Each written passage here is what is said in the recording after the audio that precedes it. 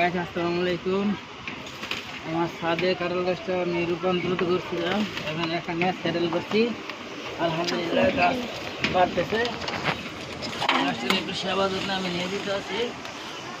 অবশ্যই আমার বাড়ির সামনে অংশ খনন করছি।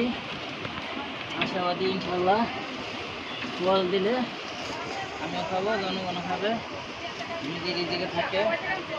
একটু সেবা যত্ন করতেছি হিসেবে যাতে খুব দ্রুত বাড়ে। আর এখনো ছাগল আছে, নিজে ধরে নিচ্ছি ছাগলে না খায়। ধন্যবাদ সবাইকে। আসসালামু আলাইকুম। গাছ লাগান, পরিবেশ বাঁচান, সমাজকে সুন্দর করুন, নিজে বাঁচুন, অপরকে বাঁচার জন্য সহযোগিতা করুন। আসসালামু আলাইকুম।